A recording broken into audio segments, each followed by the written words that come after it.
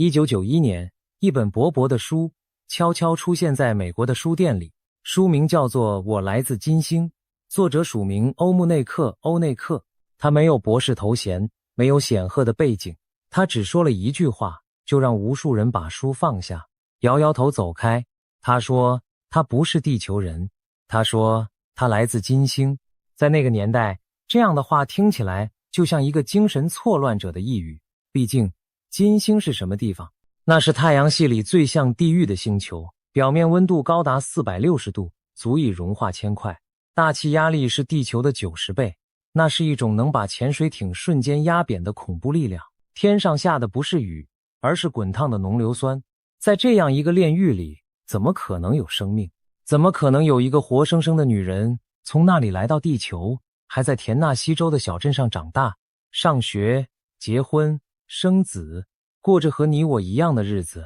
于是大多数人把她当成了一个骗子，或者一个可怜的幻想症患者。她的书很快就被人遗忘，淹没在书店角落那一堆光怪陆离的新时代读物当中，再也无人问津。他的名字连同他那6个离奇的说法一起沉进了时间的最深处，仿佛从未存在过。可是几乎没有人注意到，在这个被嘲笑的女人口中藏着6个冰冷而具体的说法。在当年，这6句话被当成疯话，被当成一个骗局里最荒唐的部分，无人理会。然而35年后的今天，当一批又一批的科学家从金星的云层里，从一块来自宇宙深处的石头上，从美国国会庄严的听证席上挖出一个又一个令人窒息的证据时，他们忽然发现，这个自称来自金星的女人当年说过的话，竟然有4个正在一条一条的变成现实。今天我们就一起翻开这本被遗忘了整整35年的旧书，我们要看的不是一个疯女人的胡言乱语，而是要冷静的一个一个的去审视这6个禁忌预言，哪4个正在成真，哪2个至今依然只是一场虚无缥缈的幻梦。而最让人脊背发凉的问题是，如果这一切真的只是巧合，那么为什么偏偏是这6件事？在你看完这个故事之前，我想先请你放下心里那把急着下判断的尺，先别急着说他是骗子，也先别急着说他是先知，因为这个故事真正迷人的地方恰恰就在于，它会把我们逼到2个都让人不太舒服的可能之间。要么是一个被全世界嘲笑了整整35年的女人，竟然碰巧一次又一次地猜中了人类最尖端的发现；要么就是我们所生活的这个世界，比我们愿意承认的还要奇怪得多。无论答案是哪一个，都值得我们静下心来，从头到尾好好的看一遍。让我们先弄清楚这个女人到底是谁。她的名字欧穆内克·欧内克，据她自己说，在金星的语言里，意思是灵魂的回归。她的故事光是听开头就足以让任何一个严肃的人皱起眉头。可如果你愿意耐着性子听下去，你会发现这个故事的内部有一种奇异的自成一体的逻辑。其实在它出现的那个年代前后，世界上已经冒出过不少自称与外星人有过接触的人，他们有的说自己被带上了飞船，有的说自己收到了来自星空的讯息。欧穆内克正是这一股浪潮里最特别也最完整的一个，因为他讲的不是一次短暂的偶遇，而是一整段长达一生的来自另一个世界的人生。他说他并不是出生在我们所看到的这颗滚烫的金星表面，而是出生在金星的另一个维度，一个振动频率比我们这个物质世界更高的层面。他说，在我们的仪器看不见的那个层面，金星是一个美丽的世界，有用水晶建成的城市，有宽阔而宁静的街道，有一座叫做透特尼亚的故乡。在那里，没有疾病，没有战争，没有恐惧，也没有死亡。他说，他在那里以灵魂的形态活了足足210年。210年对一个地球人来说已经是好几辈子的光阴，可他说，在那样一个没有痛苦的世界里，这不过是漫长生命中的一小段。那么他为什么要离开那样一个天堂，跑到我们这个充满苦难的星球上来呢？他的答案是，在1955年他做了一个惊人的决定。他要降低自己的振动频率，凝聚出一具沉重的物质肉体，来到地球。他说，他搭乘一艘飞船，由他的叔叔陪同，降落在地球上，借用了一个刚刚在一场车祸中丧生的7岁小女孩的身份。从那一刻起，他就在美国田纳西州被那个女孩的奶奶抚养长大，成了一个普普通通的美国小女孩。他说，他要先把自己活成一个地球人，去经历地球人的童年，地球人的求学，地球人的婚姻，才有资格去谈论地球的事。在很长很长的岁月里，他对任何人都只字不提金星，独自咀嚼着一个地球小孩成长过程中的全部烦恼与挣扎。在他的说法里，这并不是什么附身，也不是什么雀巢鸠占。他说，那个小女孩的灵魂在车祸中已经离开了肉体，而他是经过了一整套安排才接手了这具空下来的身体。他说，在刚来到地球的那些年里，他其实一直都记得自己究竟是谁，记得那座水晶的城市，记得故乡的模样。只是他渐渐明白，这些记忆一旦说出口，就只会给自己也给身边的人带来无穷的麻烦。于是他选择了沉默，把这个天大的秘密整整藏了几十年，直到自己年岁渐长，才终于决定把它写出来。他说，他来地球是背负着任务的，他要把金星上一套古老的智慧重新传递给已经遗忘了他的地球人。这套教导他称之为一种关于至高神性法则的学问。它的核心其实很简单。他说，我们每一个人本质上都不是这具会生老病死的肉体，而是一个永恒不灭的灵魂。他说，宇宙万物都来自同一个浩瀚的创造源头，在永不停歇的循环里生生不息。他说，所谓的死亡并不存在，存在的只是灵魂一次又一次的转换与重生，而我们每一次来到这个世界，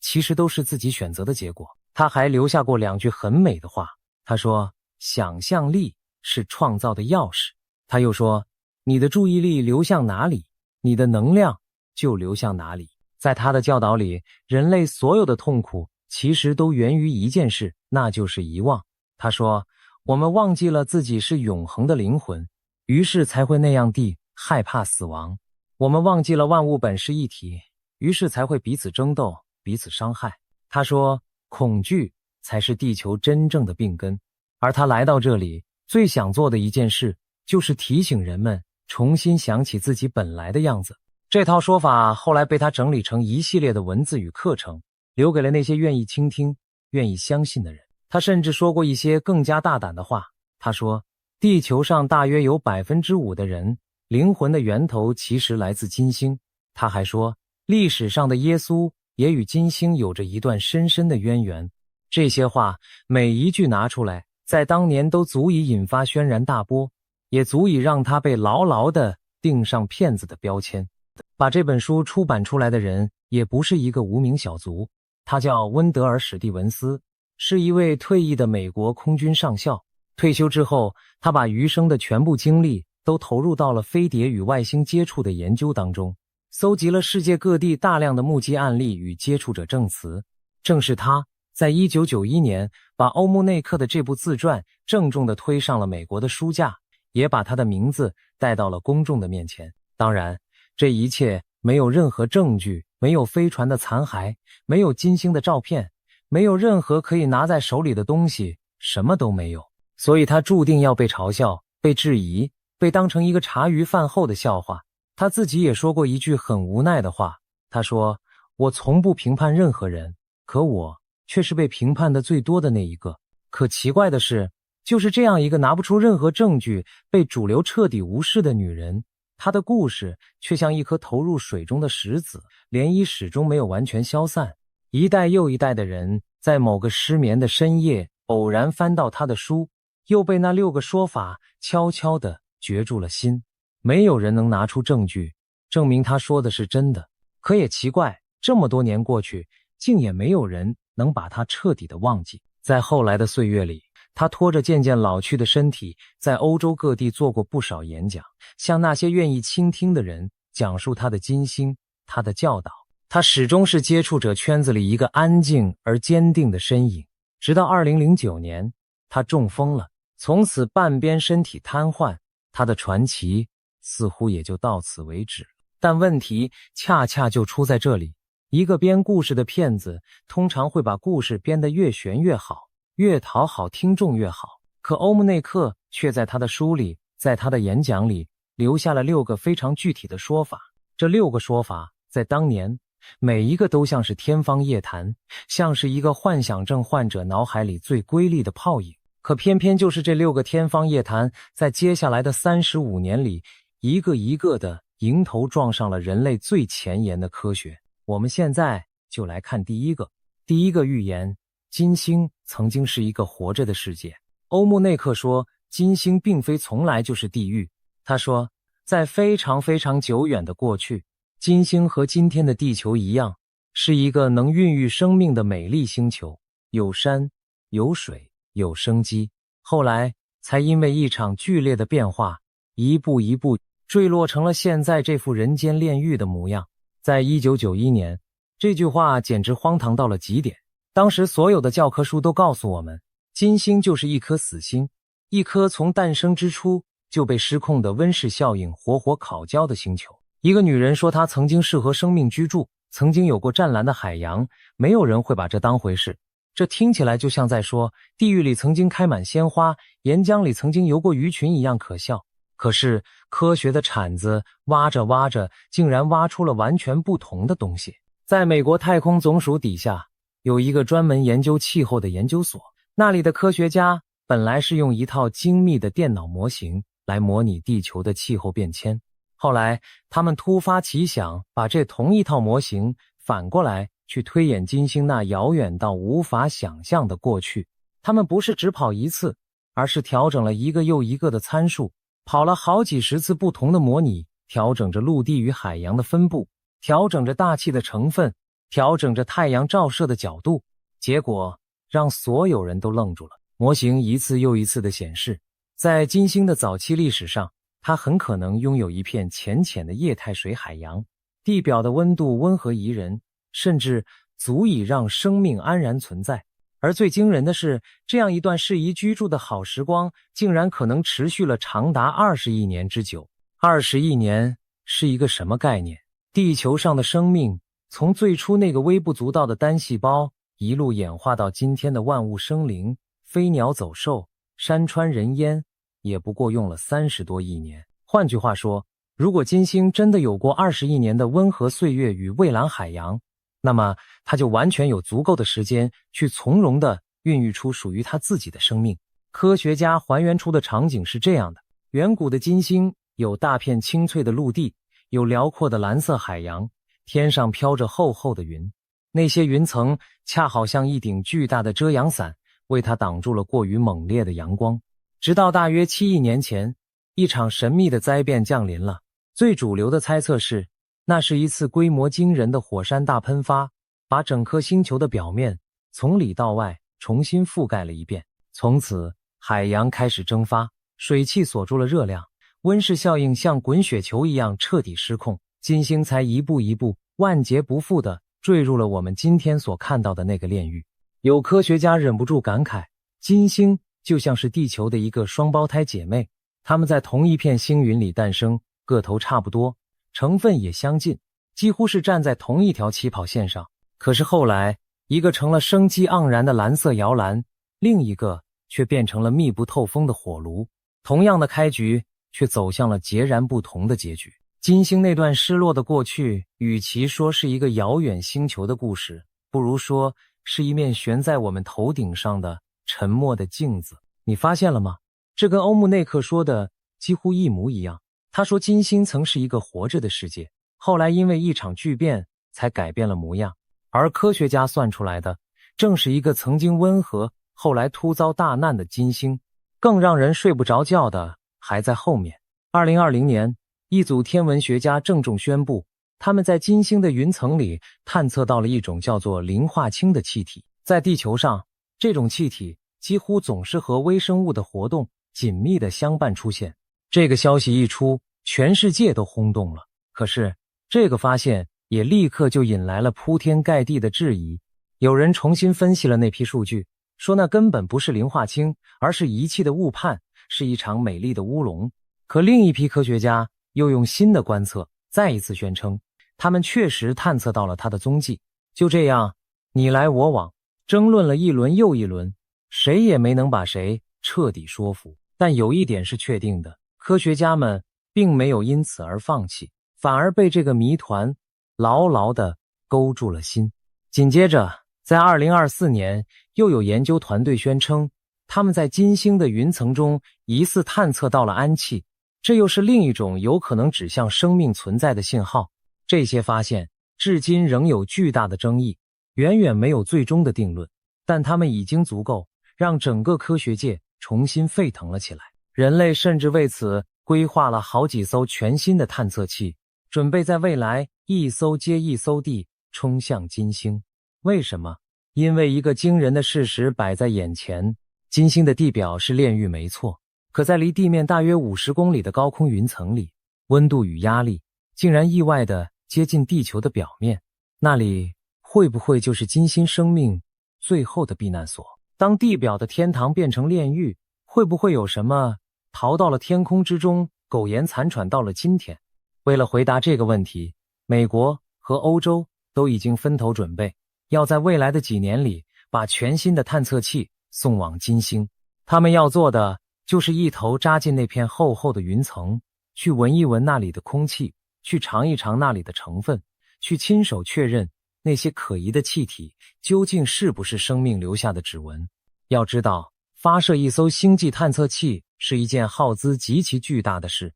人类愿意为了金星砸下这么一大笔钱，本身就说明了一件事，那就是金星上到底有没有生命，在今天已经不再是一个可以一笑置之的问题了。当然，我们必须非常诚实，就在2024年，英国剑桥大学的一组研究者给这个美梦狠狠地泼了一大盆冷水。他们分析了金星大气的化学成分，得出了一个截然相反的结论。他们认为金星的内部太干燥了，干燥到它的表面从来就不曾拥有过足够的水来形成海洋。也就是说，在他们眼里，金星很可能从一开始就是一片不毛之地，从未有过生命的机会。这盆冷水泼得很有分量，它提醒着我们不要因为一个故事太过动听就急着去相信它。科学真正可贵的地方，恰恰就在于它允许甚至鼓励这样针锋相对的声音同时存在。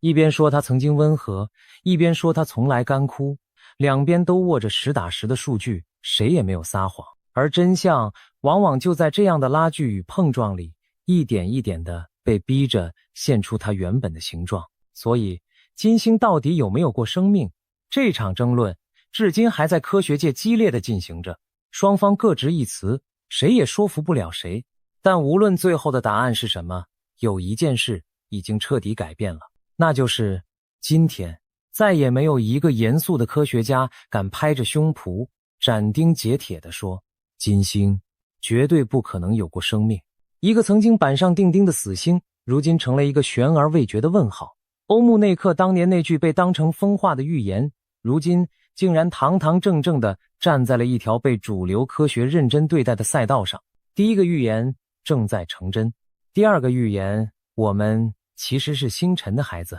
欧穆内克反反复复地强调一件事，他说，人类这个物种是宇宙性的，并不只属于这颗小小的地球。他说，生命的根源远比我们想象的要辽阔得多，它与遥远的星辰之间有着一条割不断的看不见的联系。这话听起来很浪漫，可在科学上，当年的主流看法是很朴素，也很地球中心的。生命诞生于地球早期那一锅温暖的原始浓汤，在闪电的轰击与化学反应的搅拌之下，慢慢的诞生出了第一个能够自我复制的生命分子。生命是地球土生土长的，这就是写在课本上的标准答案，故事到此结束。可是，这个标准答案正在被一块石头从最深的根基上动摇。这块石头叫做贝努，它是一颗近地小行星，是太阳系诞生之初就遗留下来的原始碎片。46亿年来，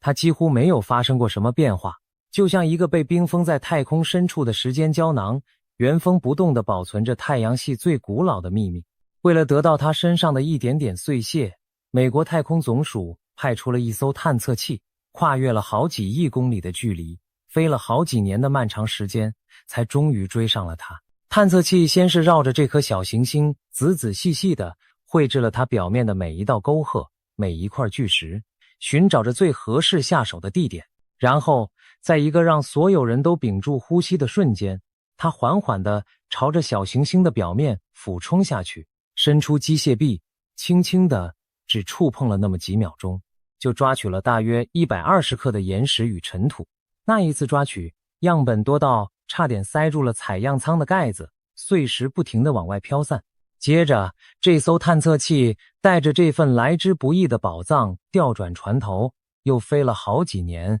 踏上了漫长的归途。然后在2023年，这艘探测器用一顶降落伞把这份珍贵无比的样本稳稳地送回了地球，落在了美国犹他州的沙漠里。接下来发生的事震惊了整个科学界。科学家把这份来自宇宙深处从未被地球环境污染过的纯净样本放到显微镜与各种精密仪器之下，一层一层的剖析。他们找到了什么？他们找到了氨基酸，而且不是一两种，是构成地球上所有蛋白质的那20种氨基酸里的整整14种。氨基酸是什么？它就是构成蛋白质的积木，而蛋白质几乎驱动着一个生命体的一切活动，从呼吸到思考到心脏的每一次跳动。这还远远没完，在这块石头里，他们还找到了组成我们遗传物质的全部5种碱基。换句话说，构成我们遗传密码的那些最关键的零件，那些一笔一画书写生命之书的字母，竟然完完整整的静静地躺在一颗46亿年前的小行星上。除此之外，还有大量的氨，还有甲醛，这些全都是合成生命分子的重要原料。一位参与研究的科学家看着眼前的分析结果，忍不住形容，他们找到的是一锅极其复杂的有机分子的浓汤。到了2025年，科学家在更进一步的分析中，又在这块石头上相当有把握地辨认出了第15种氨基酸色氨酸。这是一种此前从未在任何地外物质中被确认过的氨基酸，它的出现本身就是一件破天荒的事。而到了2026年初，新的研究更进一步揭示，这些生命的积木甚至可能是在冰冷而充满辐射的极端环境里形成的，远比人们原先想象的要顽强得多，也要普遍得多。这意味着孕育生命零件所需要的条件并不像我们以为的那样苛刻，那样稀有，它们也许在宇宙的每一个角落里都在默默地悄悄地被制造出来。把这些线索全部拼在一起，一个越来越清晰的图像浮现了出来，那就是生命的基本原料根本不是地球的专利，它们广泛地散布在整个太阳系里，藏在一颗又一颗冰冷的小行星与彗星当中。而在地球诞生的早期，正是这些天外来客像一个又一个辛勤的播种者，在亿万年的撞击与坠落中，把这些生命的积木一批一批地撒到了年轻的地球上。事实上，科学家在另一颗叫做龙宫的小行星样本里也发现了类似的东西，这就更加说明贝努绝不是一个孤立的例外，而是宇宙的一种常态。而这又引出了一个更让人心头一震的推论：如果说生命的原料在宇宙里到处都是，被慷慨地撒得满天满地，那么在那无数颗我们还叫不出名字的遥远星球上，会不会也曾经或者正在上演着和地球一样的故事？我们一直以为自己是这宇宙里独一无二的奇迹，可这块小小的石头却在轻声地向我们暗示，或许我们只是一场早已写好的剧本里众多角色当中普普通通的一个。你听明白了吗？这意味着组成你我身体的那些最基本的元素与分子，那些构成你的骨骼、你的血肉、你的每一个念头的物质，很可能真的来自天上，来自那些冰冷的在无尽黑暗中独自飞行了数十亿年的石头。想一想这件事，你会觉得既渺小又奇妙。在你端起一杯水，咬下一口面包的时候，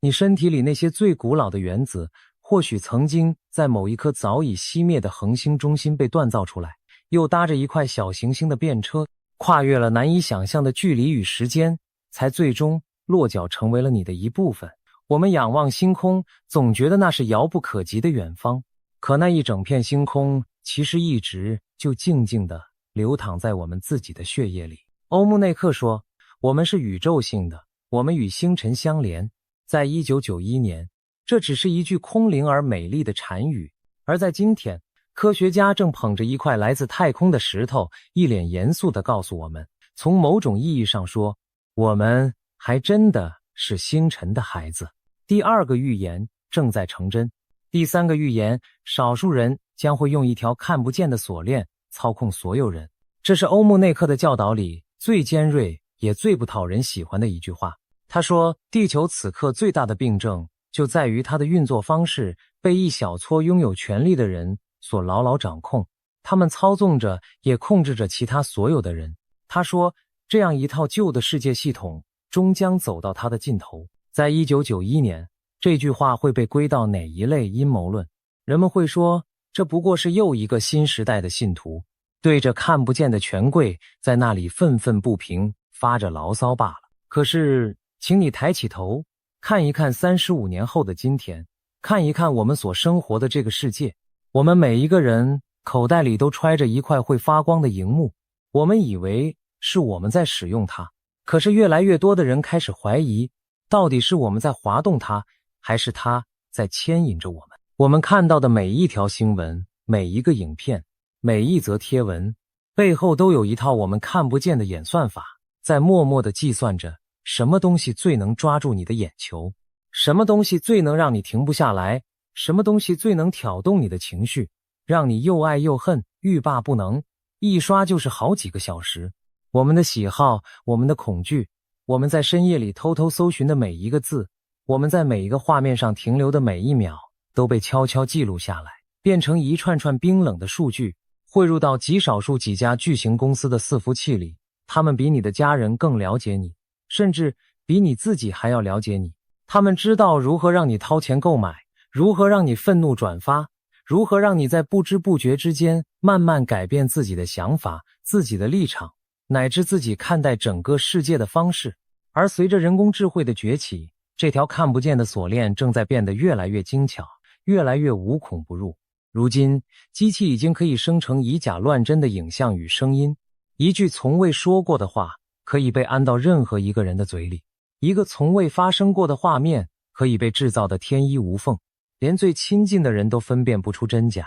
当真实与虚假的界限开始模糊，当操控可以做到如此精准的时候，我们每一个人是不是都正活在一张看不见的大网里，却还天真的以为自己自由自在？更可怕的是，这一切并不需要一个躲在暗处的坏人来亲自操控，它已经变成了一套自动运转的系统，一套以抓住你的注意力为唯一目标的机器。你的时间，你的目光，你的每一次心动与愤怒，本身就是被买卖的商品。在这套系统里，你以为自己是顾客，可实际上被摆上货架，被明码标价的恰恰就是你自己。欧穆内克说的那条看不见的锁链，或许从来就不是某一个具体的人紧紧握在手里的，它是我们所有人一起编织出来，又心甘情愿一起带上去的。更微妙的是，我们每一个人眼前看到的世界已经悄悄地变得不一样了。你滑到的内容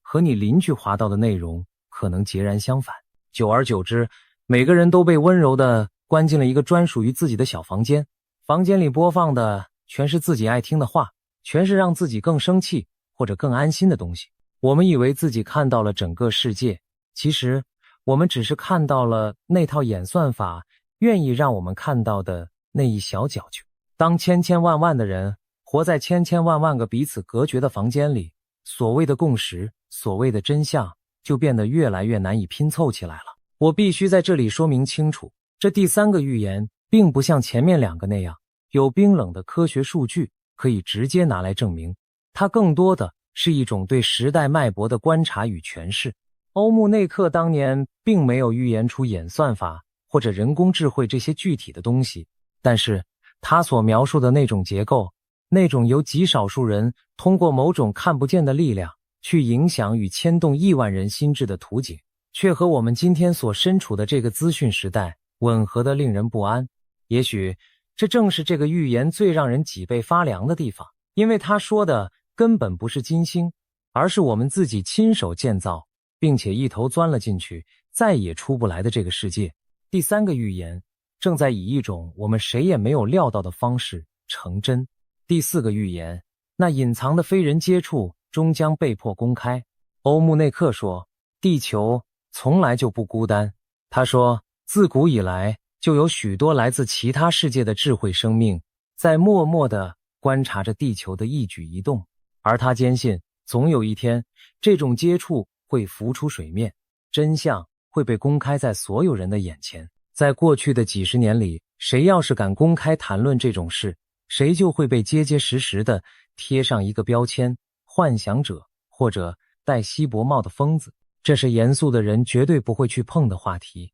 是一个会瞬间毁掉一个人整个声誉与事业的禁区。然而就在这短短的几年里，这道禁区的大门竟然被人从里面一脚踹开了。2023年，一件震动世界的事情发生了。一位名叫大卫·格鲁什的男人走进了美国国会的听证席。他不是什么民间的飞碟爱好者，他曾经是美国空军与情报部门的高级官员，曾经是五角大厦相关专案小组的成员，是一个真正在体制内部待过的人。在庄严的举手宣誓之后，他向在座的国会议员们作证。他说，根据他在履行职务的过程中所掌握的讯息，美国政府藏着一个长达数十年的秘密计划，专门在回收并且逆向研究那些非人类来源的飞行器。而最让在场所有人倒吸一口凉气的是他接下来说的话。他说，在这些被回收的残骸旁边发现了非人类的生物遗骸。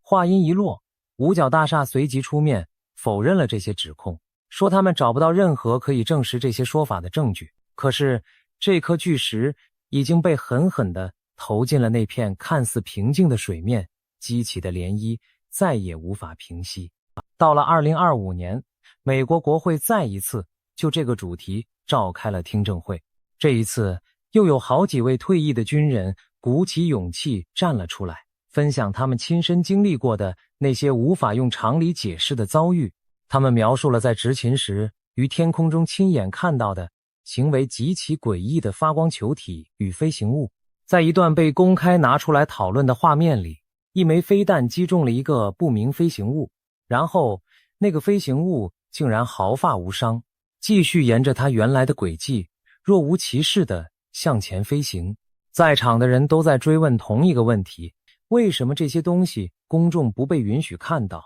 这背后到底还藏着什么？不仅如此，国会里还在推动着一项法案，要求政府解密所有与这些不明现象相关的档案，并且把它们公开放到网络上，让所有的普通人都能亲自查阅。一句曾经只属于社会边缘群体的口号，公开揭露真相，如今竟然被一本正经地写进了美国的立法议程里。而这股要求透明化的压力，到了2026年依然在持续不断地升温，从未停歇。请注意，这里并没有任何官方的盖章认证，说外星人真的来过地球，争议与否认依然存在，怀疑的声音也从未消失。但是有一件事已经发生了天翻地覆的改变，那就是这个话题已经从一个会让人身败名裂的禁忌，摇身一变成了一个堂堂正正在一个国家最高权力机构里被反复认真讨论的议题。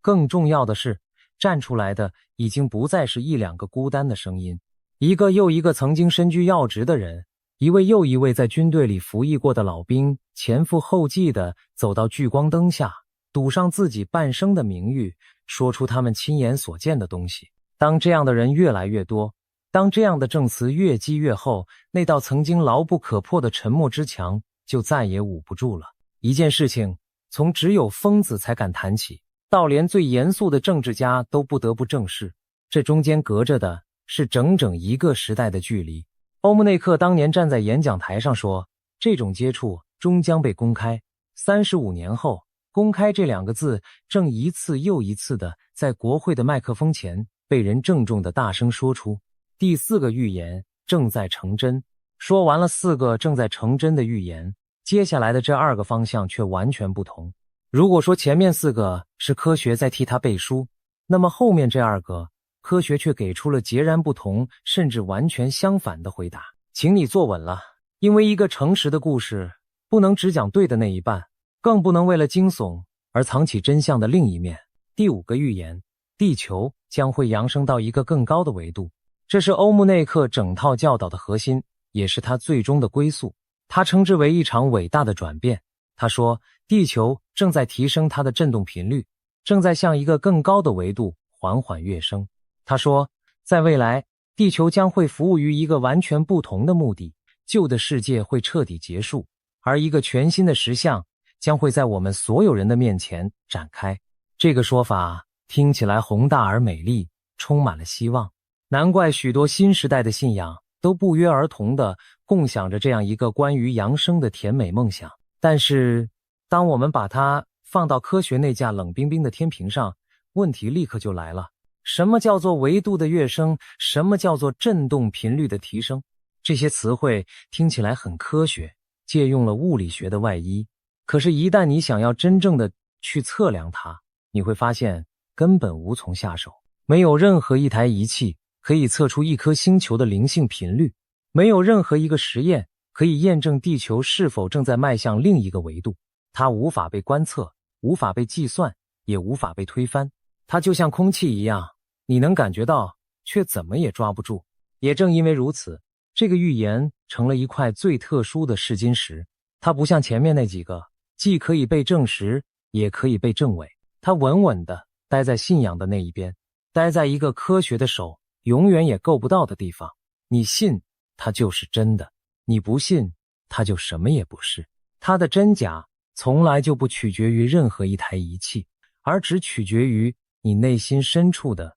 那一份选择。而这正是它和前面4个预言最根本的区别。金星有没有过海洋，可以用模型去推演；石头里有没有氨基酸，可以用仪器去检测；国会有没有开过听证会，白纸黑字，有据可查。可是地球的扬升却飘在一个科学完全无法触及的角落里。我们不能说它一定是假的，因为你没有办法去检验一个本身就无法检验的东西。但是同样的，我们也绝对不能说它正在成真，因为直到目前为止，没有任何一个来自真实世界的证据能够告诉我们，这场所谓的伟大转变真的在发生。所以，对于第5个预言，我们只能诚实地说，它依然只是一个信念，一场美丽的梦。它或许能在深夜里安慰那些疲惫的人心，却只能站在科学的大门之外，迟迟无法进来。它尚未成真，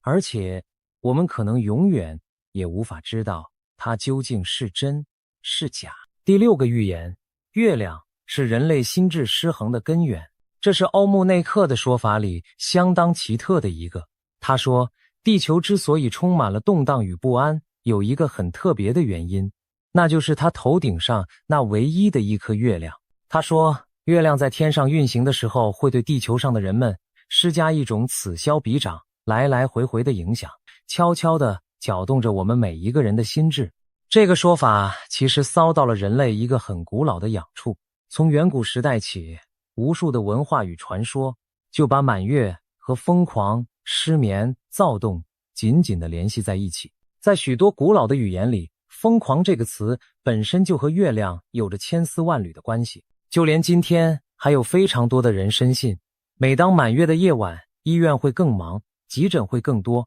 人会更睡不着，情绪也会变得更不稳定。听起来似乎还挺有道理的，对不对？可是这一次，科学给出了一个相当干脆利落的答案。德国的马克思普朗克研究所的科学家决定要彻彻底底地查一查这件事。他们不是只看几十个人就草草了事，而是分析了超过1200位志愿者，总共2000多个夜晚的详细睡眠数据。除此之外，他们还特意翻出了大量过去那些从来没有被正式发表过的研究结果，把总共超过2万个夜晚的睡眠记录全部加在一起，重新计算了一遍。这是一个规模庞大到几乎不可能出错的调查。结果是什么？结果是他们找不到。他们明确的、毫不含糊地说，在人类的睡眠与月亮的圆缺盈亏之间找不到任何具有统计意义的关联。月亮并没有让我们睡得更差，也没有让我们变得更疯。那为什么过去总有一些研究声称发现了月亮的影响呢？科学家给出的解释非常有意思，他们认为这很可能是一种偏差所造成的假象。当一个研究碰巧发现了月亮的影响，它就很容易被发表出来，被报道出来，引人注目，被大家兴奋地转来转去。可是当无数个研究发现月亮根本一点影响都没有的时候，这些平淡无奇的结果就被默默地塞进了抽屉的最深处，无人问津，也无人提起。于是我们听到的永远是那些声称有影响的少数声音，久而久之便误以为月亮真的在背后操控着我们。说到底，所谓的满月使人疯狂，更像是我们的大脑自己跟自己玩的一个小把戏。当满月的夜晚发生了一件怪事，我们会特别的记住它，并且把它一股脑的归咎于那轮明晃晃的月亮。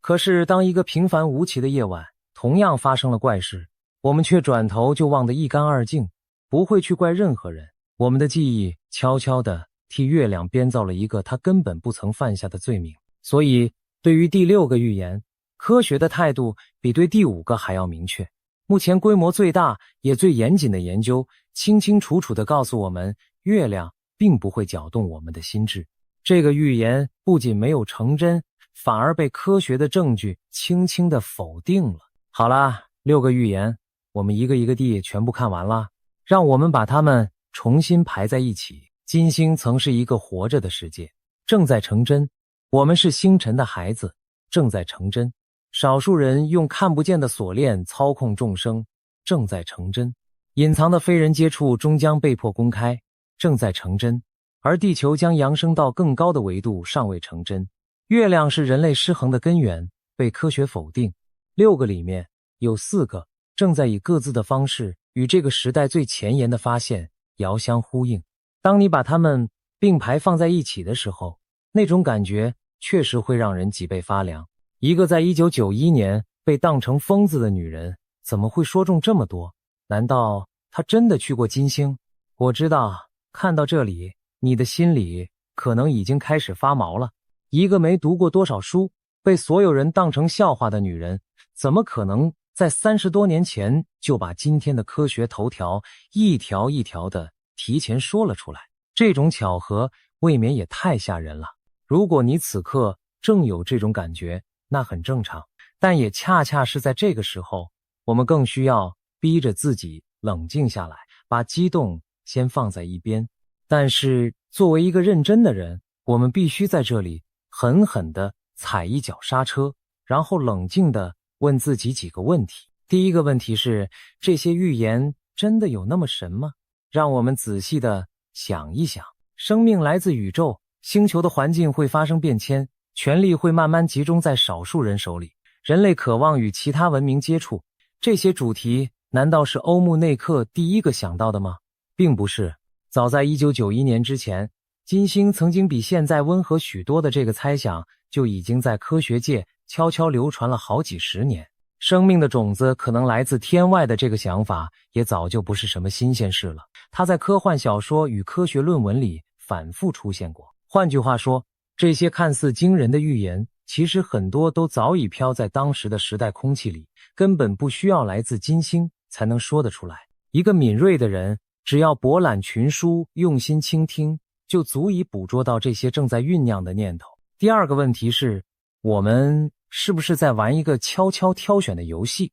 人类的大脑天生就喜欢寻找规律，喜欢把命中的部分拼命放大，把落空的部分悄悄忽略。当我们看到4个说中了，我们会兴奋地大喊，太神了，太准了。可是我们是不是也悄悄地把那些模糊的、说不清的、根本无法对应的部分轻轻地跳了过去？要知道，一个足够模糊的预言，总能在足够长的时间里找到一些看起来刚好吻合的现实，这是人心最容易也最乐意掉进去的陷阱。心理学上早就反复验证过这件事，你只要给一个人一段足够笼统的描述，比如你的内心深处其实藏着一份不为人知的不安，几乎每一个人都会频频点头，觉得这说的简直就是自己。预言之所以灵验，往往不是因为他说的有多准，而恰恰是因为他说的刚好足够模糊，模糊到无论未来发生了什么，我们的大脑总能自动地替他找到一个对得上的解释。说到底，很多时候我们并不是在验证一个预言，我们是在亲手帮那个预言圆上他的谎。第三个问题也是最关键的一个，这一切能证明它真的来自金星吗？答案恐怕是否定的，因为欧穆内克从来没有给出过一个真正精准的、带着具体日期的、只有外星人才可能事先知道的预言。他没有说出哪一年会发生哪一件具体的事，没有说出哪一场灾难会在哪一天降临。他说的全都是一些宏大的、方向性的判断，而这些判断恰好与后来的科学发现吻合。这更可能说明的是，他敏锐地抓住了人类思想当中那些反复出现的母题，而不是说他真的握有来自另一颗星球的秘密。所以到这里，理性的结论其实已经很清楚了，那4个预言的成真是一种迷人的巧合，是时代思潮与科学进展的一次美丽的共振，而不是外星接触的铁证。可是故事如果只讲到这里，又似乎少了那么一点点什么。因为还有一个问题，理性始终回答不了，那就是为什么？为什么偏偏是这6件事会如此顽固的一次又一次的回到我们的视野里？为什么一代又一代的人总是忍不住去想象生命来自遥远的星辰，总是隐隐的恐惧，有一股看不见的力量在背后操控着我们，总是热切地渴望着我们在这浩瀚到令人发晕的宇宙中并不孤单，又总是模糊地感觉到这个世界似乎正站在某种巨大转变的门槛之上。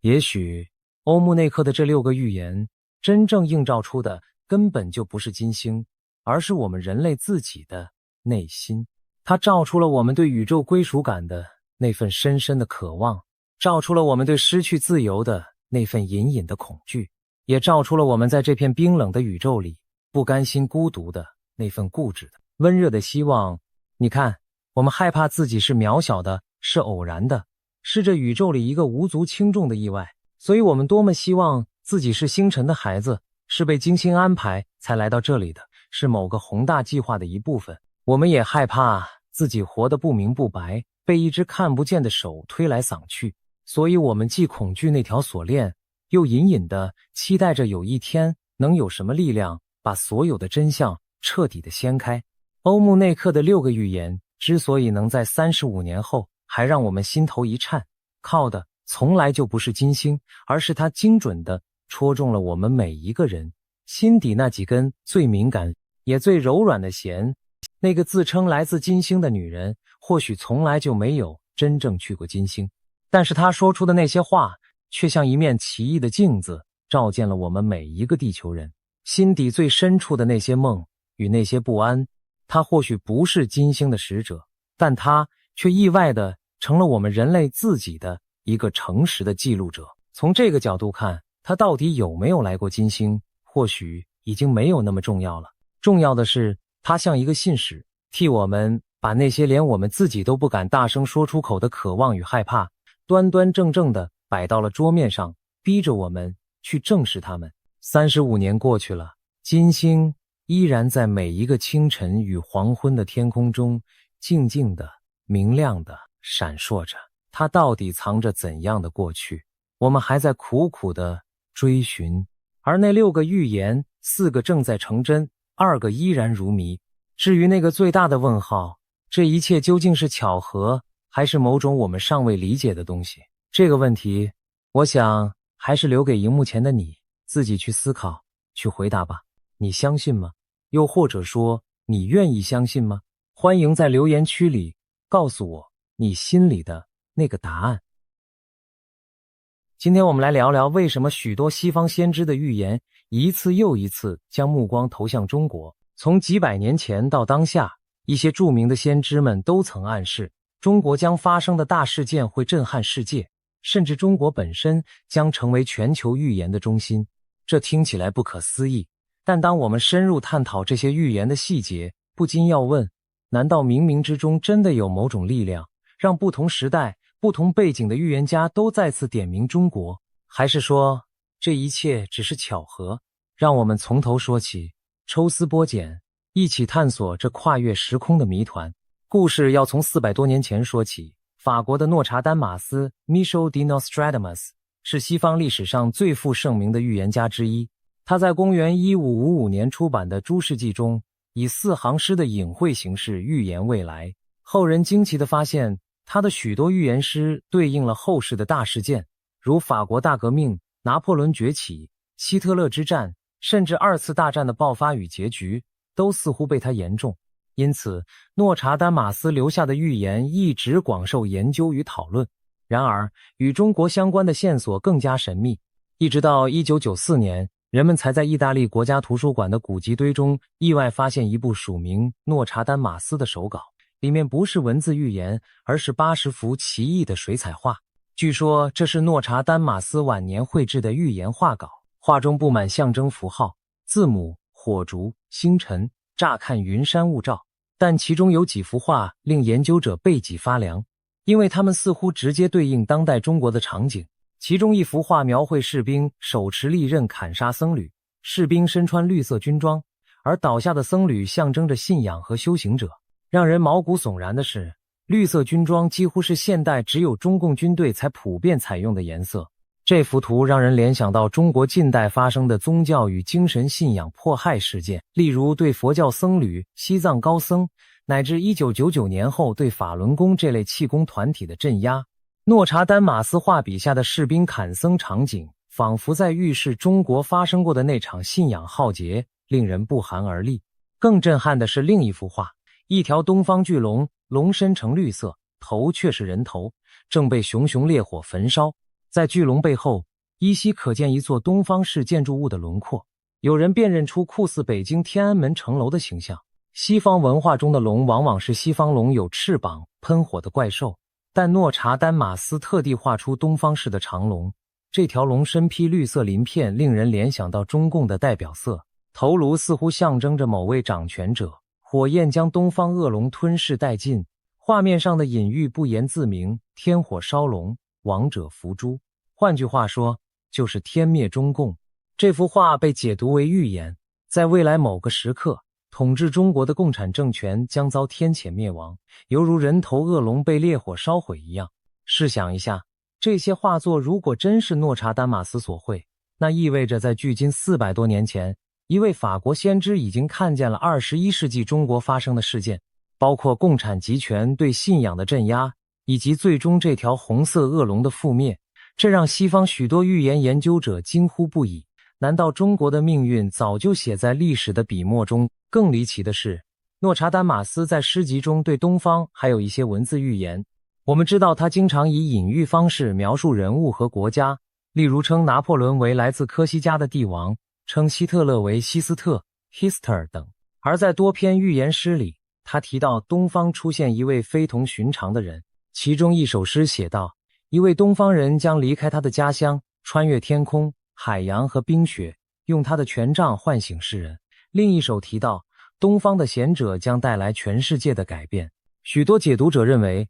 诺查丹马斯暗示在历史的今天，也就是21世纪之交，会有一位来自东方的伟大人物出现，给世界带来思想或精神上的觉醒。这让人不禁联想，会是谁呢？是某位东方的精神领袖，亦或引领中国变革的关键人物。诺查丹马斯没有指名道姓，但东方圣人的意象一直引人遐想。除了人物和图像之外，诺查丹马斯对当今时局的预警可能还包括战争。有研究者把他的预言诗与年份对照，发现他在某些诗句中提到了7个月的大战争和7艘船的海战等等。有人将这解读为2026年前后，东亚海域可能爆发一场持续7个月的激烈冲突，甚至涉及多方舰队的海上对峙。巧合的是，如今台海与南海局势紧张，各国军舰在亚洲海域你来我往。如果未来真有7方势力7艘战船在此交锋，那和诺查丹马斯诗中描述的场景何其相似。另一段广为人知的诗提到东风将席卷西方，许多人认为这预示东方势力可能指亚洲或中国的崛起和对世界的重大影响。当我们把这些线索拼凑起来，一幅图景浮现。早在文艺复兴时期，西方就有先知预见了一条巨龙，象征中国政权兴起于东方，并最终陨落，还预见东方的力量和人物将深刻改变世界的走向。从诺查丹马斯所处的16世纪跨越到20世纪，在西方出现了另一位被誉为先知的人物，艾德加·凯西 Edgar Cayce。 他被称为沉睡的预言家，因为他常常在自我催眠的沉睡状态下为人解答未来，据称一生留下了1万多条预言记录。凯西的许多预测后来都得到验证，他预言了第一次世界大战的结局、经济大萧条、印度独立、以色列建国，甚至预言了苏联会在几十年后放弃共产主义等等。在众多预言中，关于中国的预言最让后人玩味，因为内容实在令人意想不到。凯西早在1920年代就提到了中国的未来，在1925年1月的一次阅读预言解读中，他主动说出一段让在场者莫名其妙的话：中国将有非常特殊的日子，他会通过缓慢的成长来保存自己，有一天他将醒来，剪掉辫子，开始思考并实践。要知道，1925年的中国正处于军阀混战和社会动荡中，剪掉辫子象征摆脱清朝传统，走向现代化。凯西仿佛在形容中国正在酝酿一次觉醒，而更惊人的是，他接着预言，有一天，中国那里将成为孕育斯基督教的摇篮，并将其应用于人们的生活中。是的，对人而言那是遥远的，但对神而言很快很快，中国将醒来。这段话让当时的西方听众大为震撼又困惑。中国成为基督教的摇篮，这怎么可能？因为基督教发源于中东，西方盛行了上千年，与中国传统格格不入。何况在20世纪初，中国的基督徒寥寥可数，整体国力衰弱，凭什么成为世界精神信仰的中心呢？如今回头看，凯西所言或许并非字面意思的基督教传到中国，而是指一种类似基督精神的觉醒和新文明将在中国诞生，影响全世界。一些学者认为，凯西限于当时的语言体系，只能用基督教来比喻未来出现在中国的伟大信仰运动或精神理念。他强调对神而言很快，似乎预示在上帝眼中不出几天，象征不久的将来，中国就会苏醒。在历史的长河里，几十上百年确实不算长。我们不妨联想到现实，中国确实在20世纪末到21世纪初经历了翻天覆地的变化。从1970年代改革开放以来，中国经济高速增长，综合国力崛起，被视为沉睡的狮子苏醒。这是否对应了凯西预言中中国将缓慢成长并保存自己，然后醒来的一段？而在精神文化领域，中国自90年代以来也涌现出许多新的思潮和团体。例如1992年起源于中国的气功修炼法轮功，一度吸引上亿人修习，其核心理念强调真、善、忍的道德提升，这颇有宗教复兴的意味。还有地下家庭教会的兴旺，数千万人信奉基督教，新教徒的人数甚至接近西方大国。可以说，在物质发展的同时，中国社会的精神追求也在暗流涌动。有人把这解读为对凯西预言的印证，中国正在孕育属于自己的灵性觉醒。这种觉醒一旦成熟，将对全人类产生深远影响，犹如当年的基督信仰改变西方一样。除了长远的精神预言，凯西对中国短期的命运也有惊人之语。在1927年的一次预言中，他提到一些非常的事件正发生在中国人和日本人身上，一些来自外星的力量正在干预并已得势了。这段话当时的人更加听不懂，外星力量、中国、日本。6年后，历史给出了部分答案。1931年至1937年间，日本入侵中国东北和全面侵华战争爆发，东亚经历了腥风血雨。如果把外星力量理解为超越寻常人性的邪恶势力，那日本军国主义的野心确实如同魔鬼附体，而凯西预先感知到东亚浩劫的来临，无疑再度证明了他预言能力的不凡。值得注意的是，他在预言侵华时用的是非常的事件外星入侵这种词汇，仿佛暗示这场浩劫不仅仅是人间权力之争，背后还有更深层的因果与超自然黑暗。在预言的语境里，中日之战是人类意识与罪业的一场了断，这又让人联想到今天中共政权对内镇压、对外扩张所引发的国际担忧。许多人觉得其中夹杂着一种邪恶意识形态的扩散。难道凯西早早就看见了东方巨龙背后潜藏的阴影？更耐人寻味的是，凯西在二战结束前预言了苏联会摒弃共产主义。他说俄国有一天将摆脱无神论的桎梏，成为希望之地。几十年后，苏联果然解体，俄罗斯放弃了共产集权体制。这预言的实现令世人叹服。那么，人们不禁要问，既然凯西预见了俄国的转变，他有否暗示中国的一党集权也会走向终结？虽然他没有明言中国政治制度的变革，但前面提到他对中国觉醒和精神复兴的描述，可能隐含着同样的逻辑。中国终将甩开禁锢，进入全新的境界，或许包括政治自由、社会开放，从而真正以文明古国的底蕴引领世界。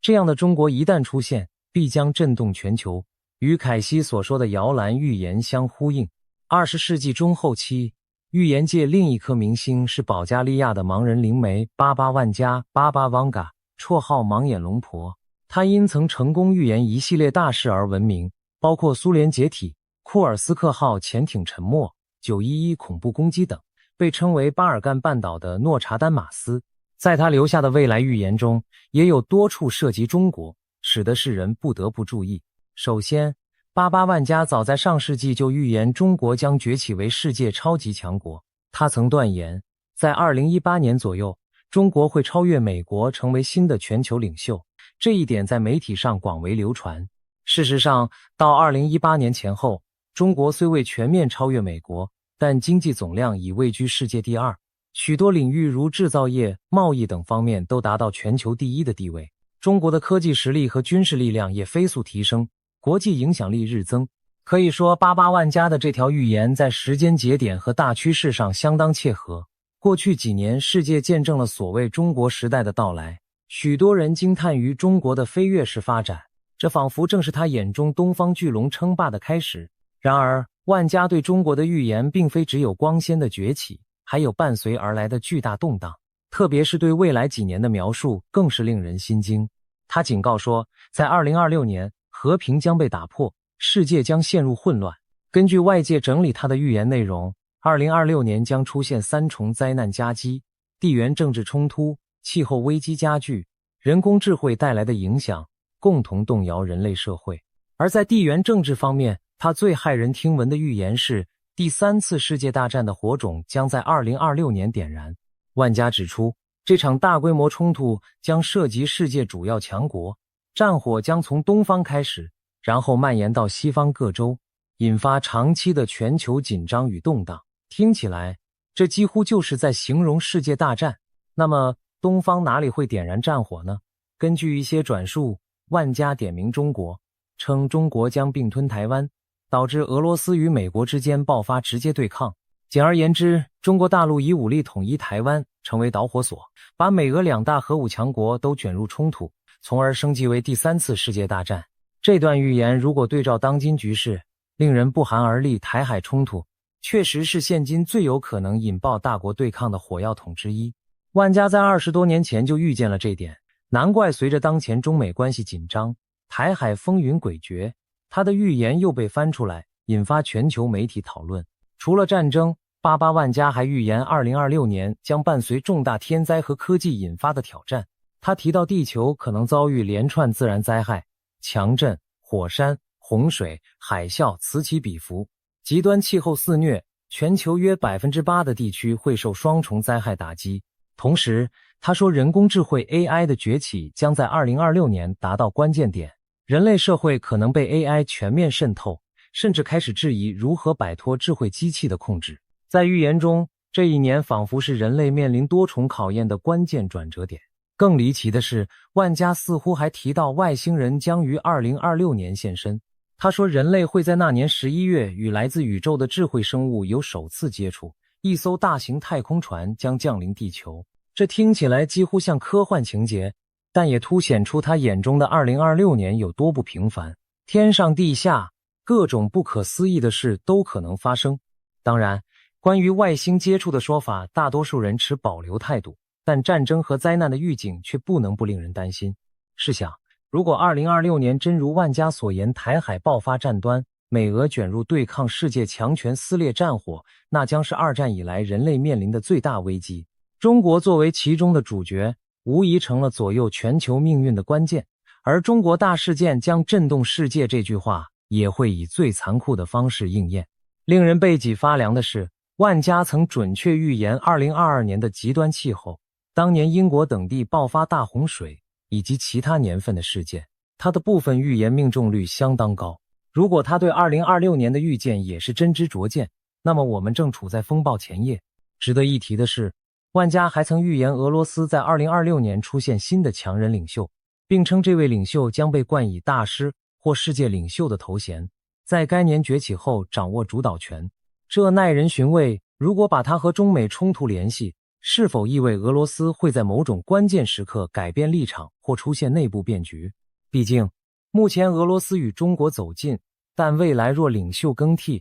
也可能影响中俄美之间的角力平衡。万家的这些片段预言仿佛一块块拼图，组合起来就是一幅世界巨变、东西对峙的图景，而中国是这图景的引爆点之一。以上我们谈到的诺查丹马斯、凯西、88万家，年代各不相同，但都有意无意地点明了中国。而更有意思的是，当代还有一些西方预言家和灵媒，直接把中国作为预言的主角，仿佛历史在呼应西方先知再次点名中国。现在，我们就看看近年来几个引人关注的西方预言如何刻画中国即将发生的大事。首先不得不提的是英国的灵媒克雷格·汉密尔顿·帕克，通常简称为帕克。这位英国预言家因为成功预测了一些重大事件，如英国脱欧公投、美国川普当选而走红。他近年频繁在自己的节目和访谈中谈及中国，甚至可以说，帕克的未来图景里，中国是最关键的变数之一。帕克对中国的预言主要集中在两方面，一是对外的军事冲突，二是对内的政权变革，两者相互交织。帕克在2024年初曾公开表示，他在灵视中看到了台湾附近将有刀光剑影。他具体描述，在台湾周边一些有争议的小岛上可能发生武装冲突，我感觉有人拔出了刀剑，好像中共夺取了你们的一个岛屿。这暗示大陆可能对台湾外围的小岛，例如金门、马祖或南海岛礁，动手发生局部军事冲突。他强调，自己不认为中共能征服台湾，但某种军事行动在所难免。帕克推测，这场冲突的导火索很可能是一场意外。他以前曾预言过可能有飞机撞击事件，或者潜艇相撞等等。现在看来，台海上空和海域的中美中台军机军舰对峙频繁，一次走火误判就可能酿成严重冲突，这和他的预感不谋而合。我感觉其中一次会出事。当冲突出现时，帕克预见台湾新的领导人将态度强硬，坚定捍卫主权。同时，他看到了日本和澳大利亚的介入，日本会在技术和情报上给予台湾大量协助，甚至与台湾共享先进的防空技术。澳洲则可能直接派出军舰进入相关海域支援。这些预测非常具体，也符合目前国际形势的走向。日本近年来积极强化对台合作，澳洲也越来越关注台海安全，并与英美组建 AUKUS 同盟。如果未来某天，中国大陆与台湾爆发小规模战事，而日本、澳洲乃至美国卷入其中，那将印证帕克所言，也正是88万家口中的世界主要强国卷入的冲突。所幸帕克认为冲突未必演变成全面征服战争，中共可能只是在周边寻衅，但不管怎样，这足以把全球推到战争边缘。短暂的几周或几个月的军事交锋，都将严重冲击全球市场与安全格局。这难道不正是震动世界的大事件吗？不论胜负如何，光是中国和美日澳在西太平洋直接对抗，就会是二战后前所未见的剧烈变局。帕克对中国的预言更令人瞠目的是内部巨变部分，他直言不讳地多次预测中国执政的共产政权将走向崩溃。在他的远见中，他看到了中国经济出现严重问题，埋下政权不稳的种子。比如，中国近年房地产和债务风险积累，经济增速放缓，可能引发社会不满。一旦物质生活不再增长，人们对统治者的容忍度就会降低。帕克感觉中国的统治基础相当脆弱，政府维持稳定的合法性很大程度上来自持续数十年的经济繁荣和民众物质生活改善。如果经济一旦陷入困境，人民对政权的态度可能急转直下。他预言，最终中国会分崩离析，解体成多个较小的国家或自治区。这种说法听起来石破天惊，因为当代中国在地图上是一个幅员辽阔、统一的泱泱大国，怎会突然分裂？但帕克描绘了一种可能的结局。当中央政权崩溃后，广大的中国版图上不同地区可能趁势取得自主。例如，他提到香港将再次获得自由，有望成为独立或高度自治的城市国家；西藏也将解放，脱离北京的控制；新疆、内蒙等少数民族地区或许出现类似情况。最终，中国本土将分裂为数个新兴政权，各自治理，但他们之间可能组成一种类似欧盟的松散联盟，在民主基础上合作共处。帕克甚至引用了孙中山先生早年的一些理念，因为孙中山曾设想过建立中华合众国或邦联制，允许各省自治联邦。这或许就是帕克认为中国未来会走的路，先是统治崩解，继而在新的民主原则下重组。试想，一个统治中国大陆超过70年的政治体制土崩瓦解，13亿以上人口的国家秩序被改写，这将对世界造成何等冲击？东亚地缘格局将彻底变样，全球经济链条瞬间断裂重组，各大国势力范围被重新划定。冷战结束时，苏联解体都已经造成巨大波澜，而中国的体量比苏联更大，与世界的联系更深。倘若真按帕克预言那样四分五裂，将是近代以来最震撼的地缘政治事件，完全称得上震动世界。帕克并未给出确切的年份，但在不同场合他暗示这个进程已经开始倒计时。他提醒要注意未来几年的经济动荡和权斗，可能在2025年前后出现关键转折。也有解读认为他所说的清算之年是指2026年，届时若中国陷入战事与经济危机的双重压力，政权可能走向冰川式崩塌，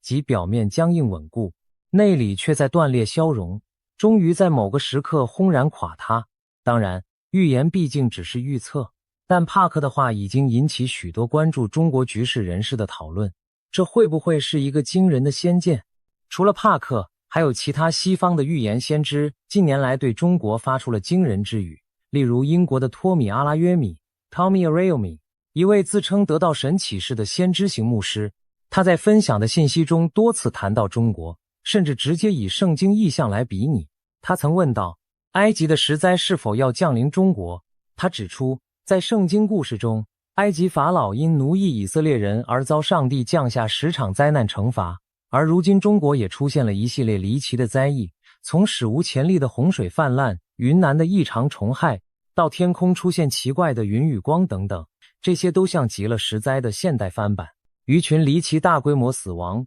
漫天诡异白色昆虫飞舞，城市上空惊现血红色天空。这些近年中国各地报道出的奇事，被阿拉约米解读为上天在警示与惩戒。他认为中国近年的厄运并非偶然，而是对其统治者的警告，就如同古埃及法老不肯释放奴隶，上帝用灾祸迫使其低头一样。这种将中国近期的天灾异象宗教化的诠释颇具争议，但不得不说，在预言的语境下，他强调的依然是中国是末世剧情的关键。阿拉约米还曾分享他对台湾局势的预感，他说自己在异象中亲眼看到中共对台湾的侵略计划，仿佛影片在眼前播放。他据此发出预言警告，台湾将面临最后的军事冲击。这与帕克、万家等人的预测不谋而合，不同的先知从不同角度都指向台海冲突这个未来可能的巨变点。当多个来自西方的独立预言渠道都不约而同聚焦于中国与台湾，我们不能不感到心惊。也许这真是一个正在酝酿的大劫难。值得注意的是，阿拉约米和其他一些西方宗教预言家经常引用圣经启示录来解析现今局势，其中一个经典意象就是大红龙。启示录第12章描述末世出现一条大红色的龙，肆虐一时，最后被天使击败。许多基督教思想家将这红龙比喻为邪恶政权或撒旦势力的象征，而近代以来，不少人直接把红龙影射到共产主义政权。共产主义常用红色旗帜，尤其中国的执政党徽章中就有一条红龙形象，且中国古文化里皇权也以龙为象征。于是，在某些预言诠释中，启示录的红龙就被看作是红色中国政权的象征，其最终命运是被天降之力所毁灭。这个解读跟前面诺查丹马斯画稿中天火烧东方恶龙的含义何其相似，东西方不约而同画出了恶龙末日的图景，令人不胜唏嘘。此外，启示录第16章还提到末世之战，东方的众王将率领2亿大军横跨干涸的幼发拉底河，参与最后的大决战——哈米吉多顿之战。当这段经文在20世纪被重新审视时，人们惊讶地发现，古往今来能动员2亿军队的，现实中似乎只有拥有14亿人口的现代中国。尤其在60年代，中国正式建立了人民解放军的庞大武装。在对照圣经里来自东方的2亿军兵，很多圣经学者开始猜想，难道启示录早已预见了东方将有一只空前绝后的雄狮？而那东方众王是不是指中国及其盟友在末日时参与全球战争的角色？如果这种解读成立，那么连2000年前的宗教经典都把中国或东方大国放在了结局时刻的核心位置。西方的信徒们读到这里，也会不由自主地把目光投向现代的中国，因为他们相信那关乎全人类命运的剧目很可能会以中国势力的动向为引线。纵观上述种种，无论是古老的诺查丹马斯、近代的凯西与万家，还是当代的帕克与其他预言家，他们的视线最终都交汇在一个焦点：中国。几百年前的预言画像描绘了中国的巨变，几十年前的梦话呢喃预告了中国的觉醒，而眼下的种种神秘信息更是直截了当地谈论着中国的战争与变革。这些来自西方的声音，有的警示灾祸，有的展望希望，但都不约而同地在说，中国即将成为决定世界走向的中心。或许有人会质疑，预言究竟能信多少？确实，上述内容有的是后人牵强附会之论，有的是捕风捉影的解读。然而也无法否认，这些预言中的许多细节与现实走势之吻合，超出了巧合的范畴，令人生出几分敬畏之心。假如预言真的灵验，那我们正处在一个历史的十字路口，而中国恰恰站在十字路口的中心点。为什么西方先知再次点名中国？也许从现实分析，他们看到的是世界权力东移的趋势。21世纪的国际秩序中，中国举足轻重，因此任何全球性事件都绕不开中国，这是显而易见的道理。有中国参与或引发的事件，往往就具有全球影响力。比如2008年金融危机后，中国成为拯救经济的重要引擎；又比如2019年底爆发的新冠疫情从中国蔓延全球，改变了整个世界的轨迹。当今的中国早已不是古代那样闭塞孤立的存在，而是深深融入全球化的体系里。因此预言家们聚焦中国，也许正是反映了这种国际现实。牵一发而动全身，中国的一举一动都可能带来连锁反应。预言只是换了一种语言，讲出了地缘现实的重要。然而，许多先知预言中的中国角色并非只是普通的大国崛起那么简单，他们赋予中国某种宿命般的意义，要么是灾难的引爆点，要么是救赎的希望之源。在他们的叙事里，中国仿佛背负着全球的因果，将在关键时刻拨动历史天平。这种带有命运论色彩的观点，或许来自东西方长期文化积淀的奇妙共振。毕竟，中国本身也有大量古代预言，从推背图、烧饼歌到刘伯温碑文，无不预示着朝代循环与末世浩劫。那些古老汉语写就的预言，几乎都指向一个结局：在经历大动乱、大灾劫后，中国以及世界将迎来新的圣人出世，新的太平盛世。这与西方预言家口中的剧本惊人的相似，只不过西方人用的是他们熟悉的意象，龙、兽、上帝等，中国人用的是自己的符号，天灭、圣人、太平。当两边的预言内容开始印证彼此时，我们仿佛看到了一种穿越文化的神秘力量，它在不同语言的预言中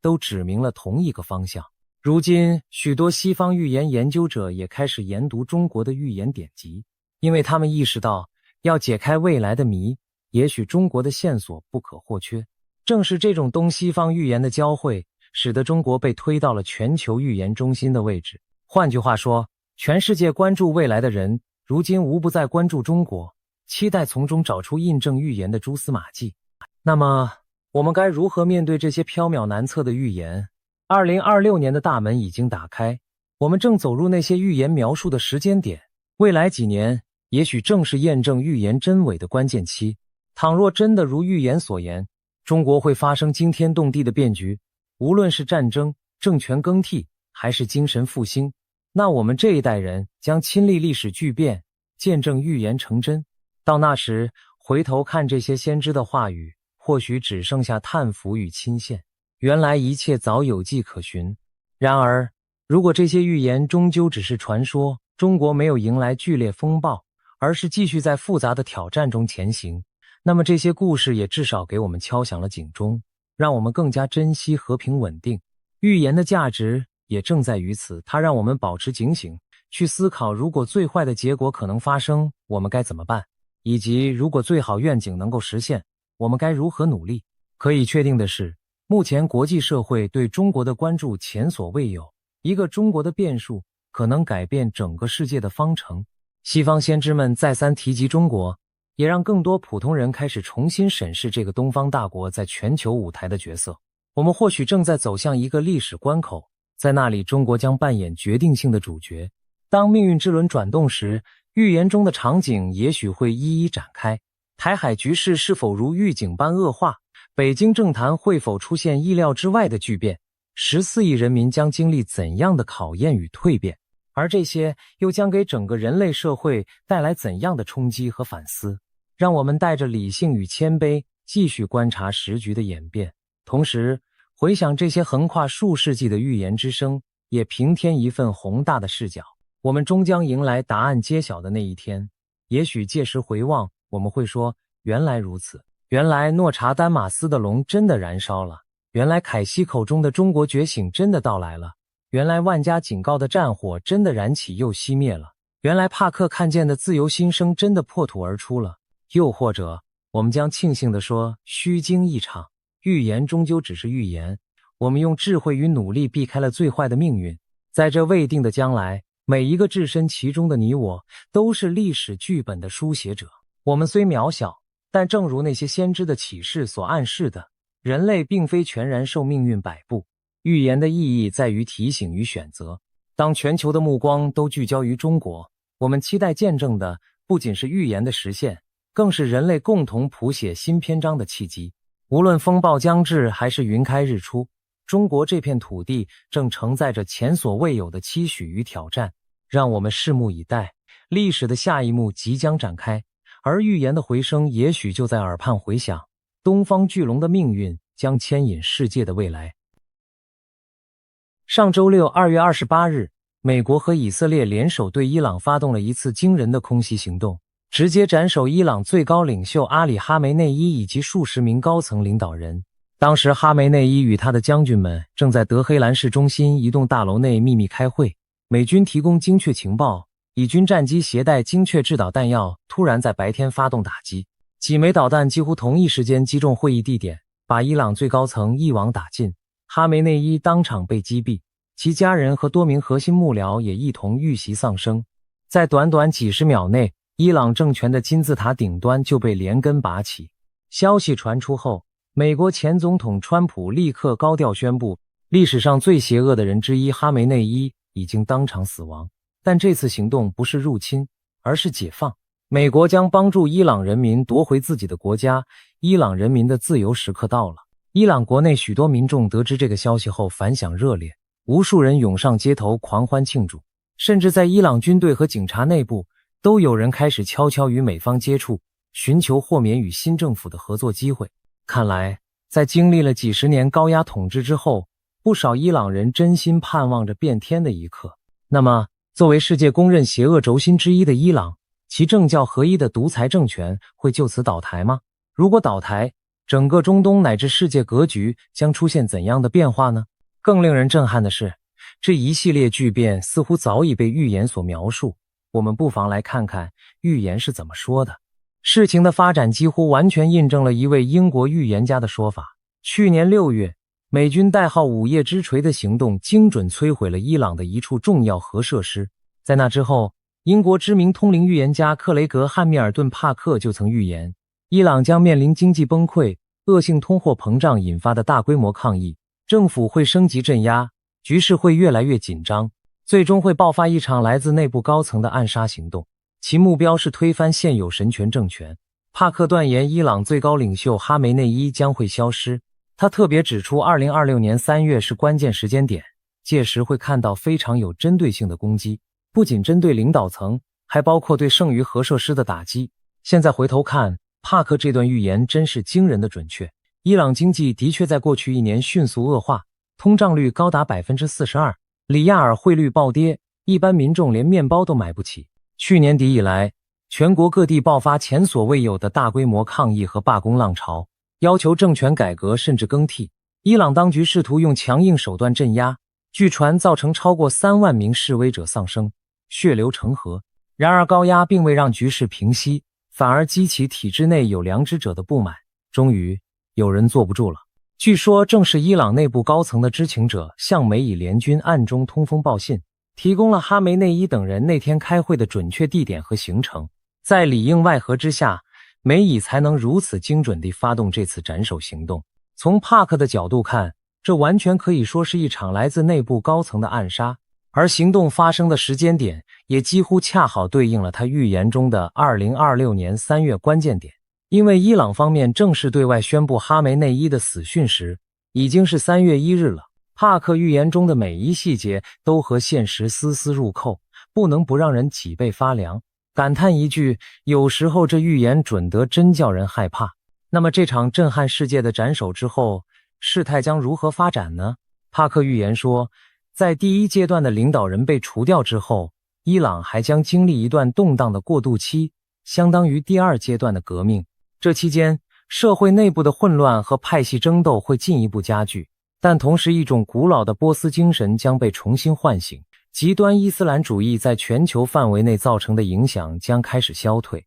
最终，伊朗将爆发一场惊天动地的革命浪潮，建立起一个全新的政府，国家走向复兴，回归传统价值，迈向更加民主开明的体制。更神奇的是，帕克透过他的远视能力还看到，在伊朗动荡之后的过渡期中，会出现一位谜样的女性领袖。这位神秘女子是一名成熟的女性，年纪可能不小了，但非常有能力。她并非传统意义上的政治家，而更像是女性力量崛起的象征，或者说是一场女性解放运动的化身。据帕克描述，这位女性领袖带有强烈的艺术家气质，举手投足透着灵性与神秘感。她将与一位年轻的男性领袖携手合作，共同引领伊朗度过动乱的过渡期，化解伊朗内部各宗教派别之间数千年的恩怨与冲突。在这位女性力量的参与下，帕克看见未来的伊朗进入了一个希望阶段，女性权力大幅提升，经济迅速复苏，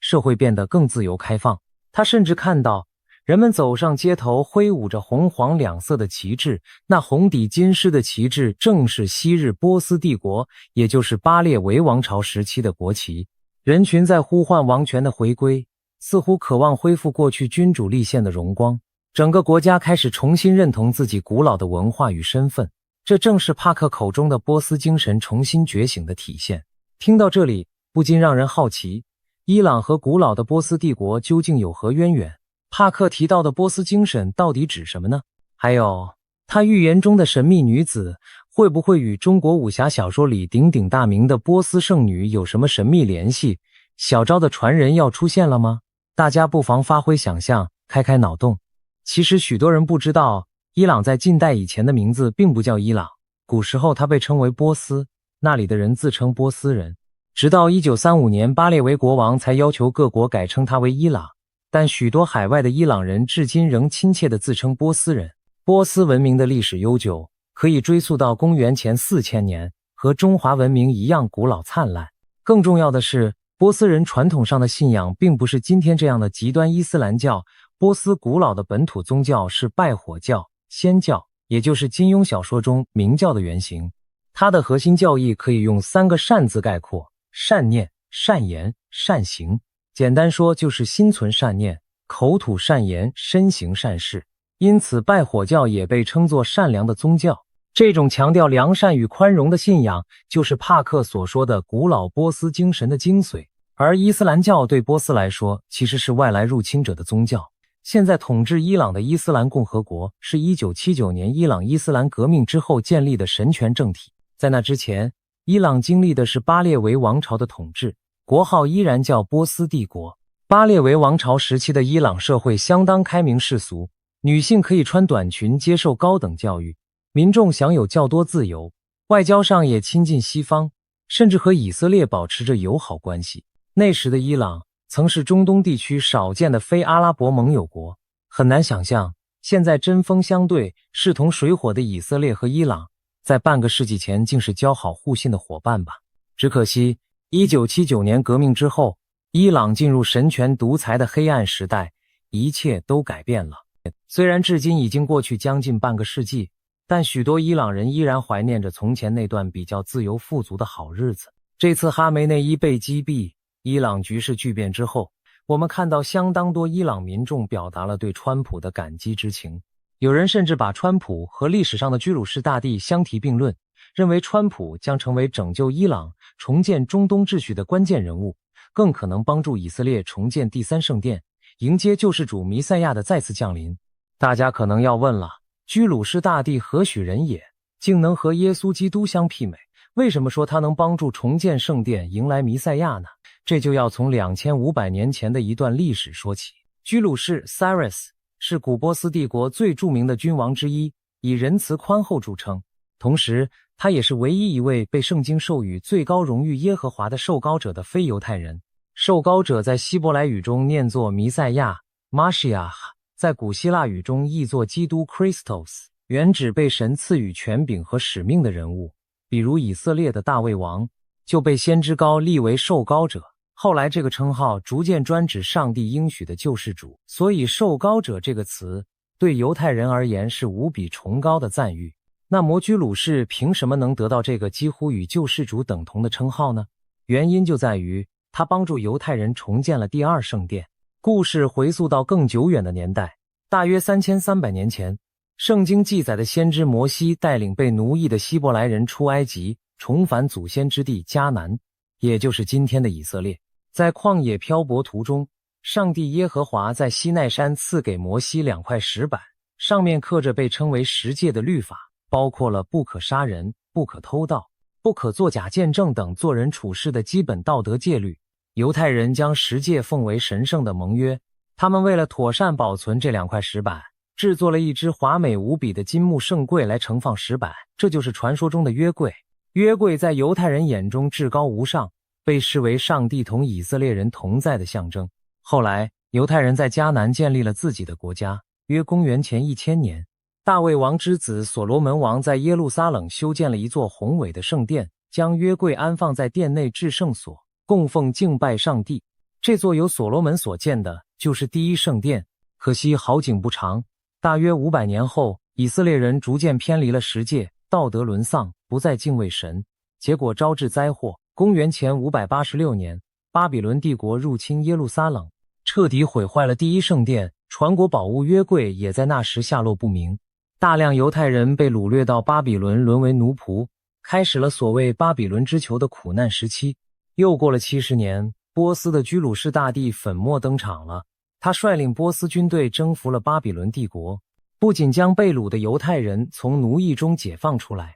允许他们返回故土重建家园，还主动资助他们重建圣殿。可以说，没有居鲁士，就没有犹太人的第2圣殿。犹太民族对这位异族君王的恩德感激涕零，于是破例用他们的最高荣誉头衔受膏者来尊称居鲁士，视他为上帝拣选的器皿。在犹太人的信仰体系中，这是非犹太人所能获得的最高评价了。又过了约500年，犹太人历史上再度犯下滔天大错，他们不仅没有相信上帝派来的弥赛亚耶稣，反而将其钉死在十字架上。这被视为犹太民族的巨大背叛与堕落，最终导致上帝的震怒。公元70年，罗马帝国摧毁了第二圣殿，耶路撒冷满目疮痍，犹太人被赶出故土，开始漫长的流散岁月。此后2000年，犹太人亡国流离，圣殿不复存在。然而上帝是仁慈的，圣经的末世预言中说，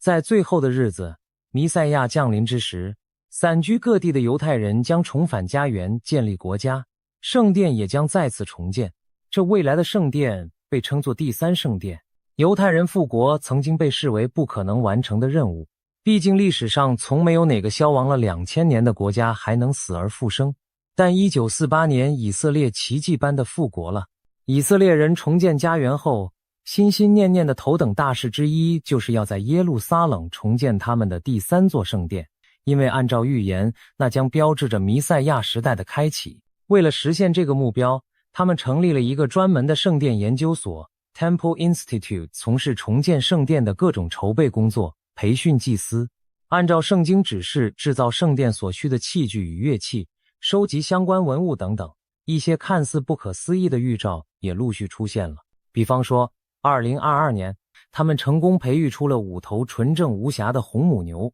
要知道，通体毛色红褐且毫无杂毛的母牛极其罕见，但圣经明确记载，献祭红母牛所得的洁净灰是重建圣殿进行仪式洁净的关键条件。因此，红母牛的出现被很多预言研究者视为圣殿即将重建的重要天兆之一。如今红母牛都有了种种准备，可谓万事俱备，只欠东风。那么问题来了，圣殿可以重建，但存放在圣殿核心至圣所内的约柜呢？它可是圣殿的心脏，没有约柜，再雄伟的圣殿也是空有其表的壳子。然而约柜自从2500年前消失后，就从未重现人间。犹太人虽然深信约柜还在人世间某处，但究竟在哪里，始终是个谜。现在有谁能找到这上帝的圣柜吗？出乎意料的是，有迹象显示约柜可能已经被找到，而找到它的不是别人，正是拥有各种黑科技的美国人。美国中央情报局 CIA 从上世纪80年代开始，曾启动过一项高度机密的超长计划，代号为太阳光束计划 Project Sunstreak。 这个任务利用具有遥视能力的特异功能人员远程探测隐蔽目标。所谓遥视，就是超越时空限制观看远方事物的能力。在2000年，一份 CIA 解密报告显示，传说中的约柜被遥视者找到了。参与实验的是一位编号为032的遥视者，他事先并不知道要观察的目标是什么，只获得了一组代号坐标。按照指令，他进入冥想状态，开始看见了某个中东地区地下深处的场景。他描述道，那里有一间隐秘的地下室，藏着一个由金银和木头制成的容器，外表装饰着6翼天使的图案，容器的样式和特征和传说中的约柜非常吻合。遥视者接着观察到，地下室上方的地面建筑看起来像一座伊斯兰圆顶清真寺，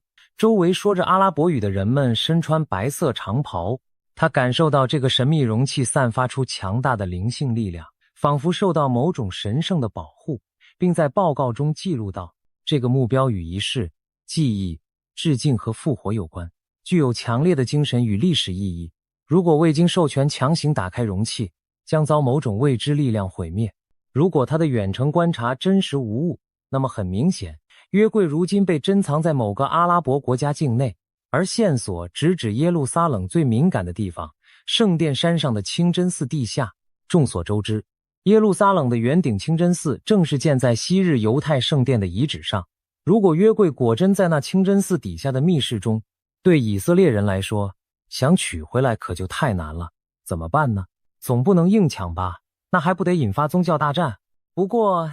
现在有川普在啊。事实上，最近发生的这场斩首行动，伊朗政权巨变，在许多宗教预言研究者看来，很可能正是末日降临的前奏。而推动这一切剧本展开的，居然是川普。上面提到，不少人把川普比作圣经中的居鲁士，认为他肩负特殊使命。这么想并非没有道理，因为连圣经本身似乎都预言到了这一幕。圣经的耶利米书第49章就记载了一个关于末世的预言，对象正是伊朗古称的以兰 Elam。 经文写道：我要折断以兰的弓，那是他们力量的支柱。耶利米书49:35又说，我要设立我的宝座在以兰，从那里除灭君王和首领。49:38最后预言，到末后的日子，我要使以兰被掳的人归回。49:39我们来解读一下，折断以兰的弓象征削弱伊朗的军事实力，设立我的宝座在以兰意味着终结极端伊斯兰政权，在那里建立新的统治，灭绝君王和首领。对应的岂不正是哈梅内伊与一众高官在此次打击中被除掉吗？最后说末后的日子使以兰人归回，被许多人解读为伊朗民众将从神权暴政中解脱，恢复自由，重新寻回真神，甚至基督信仰将在那片土地复兴，而这一切正是末日即将到来的征兆之一。不得不说，耶利米的这段预言如今几乎句句应验，让人不寒而栗。同样关于末世的圣经预言，以西结书也提到过一场规模空前的终末战争。先知以西结预言，在末后日子将有一支来自极北方的联军入侵以色列，其中就包括波斯 Persia， 也就是现代伊朗，还有来自马各之地的统治者哥哥，一般认为指向北方的强权俄罗斯。以西结形容，那一场战争中联军铺天盖地而来，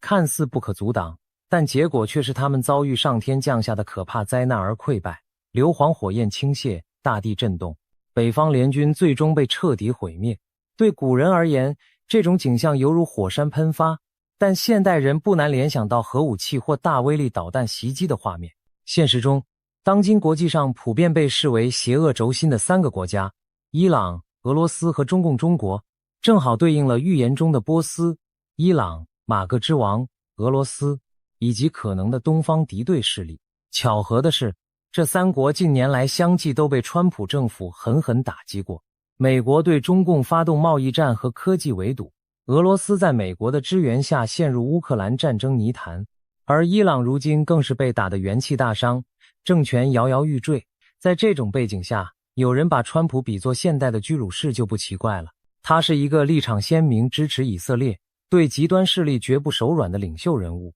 而预言中重建圣殿所需的国际环境，或许正需要这样的强力推手。试想，如果在川普的努力下，伊朗最终真的完成变天，如预言所述，抛弃极端的伊斯兰神权体制，甚至有可能转而成为一个信仰基督教的国家，或者至少恢复古波斯拜火教那种温和开明的文化传统，那将扫清以色列重建第3圣殿的最后障碍。为什么这么说呢？因为整个伊斯兰世界内部其实分成2大派别，逊尼派和什叶派。逊尼派占全世界穆斯林人口的约85%到90%，是伊斯兰的主流。他们的宗教领袖由社群推选产生，相对而言比较开明温和，不太容易出现极端独裁的政权。而什叶派只占穆斯林总数的1%左右，主要集中在伊朗、伊拉克、黎巴嫩、也门等地。什叶派虽人少，却往往宗教狂热，更倾向政教合一的体制。当今许多臭名昭著的恐怖组织如 ISIS、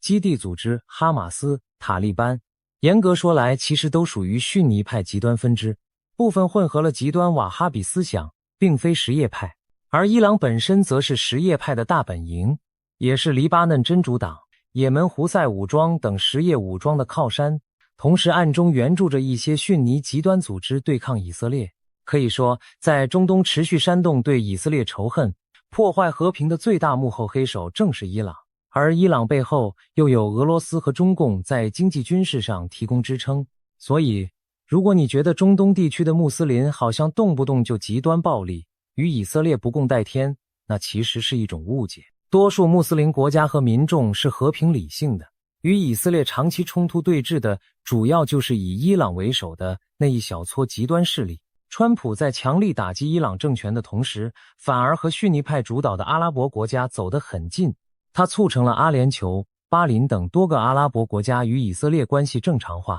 及著名的亚伯拉罕协议，也获得沙特阿拉伯等逊尼派大国的默契支持。这些国家甚至开放领空和基地让美军使用，以共同对付伊朗这个区域麻烦制造者。可见，如果川普真的把伊朗这颗危险的钉子拔除了，在他的斡旋下，以色列与周边阿拉伯国家的紧张关系很可能进一步改善，甚至破冰。到那个时候，有关归还约柜、重建第三圣殿的敏感议题，或许真的能被提上议程。试想，当极端分子失去靠山，中东迎来难得的和解气氛，以色列是否就有机会顺利地动工重建圣殿，并公开迎回尘封已久的约柜呢？如果第三圣殿真的矗立在耶路撒冷圣殿山上，那将会是何等震撼人心的画面。您觉得届时传说中的救世主弥赛亚会否真的出现呢？而如果弥赛亚再次降临，人类最终的末日审判又将以怎样的方式展开？欢迎大家在评论中留下自己的想法，我们拭目以待。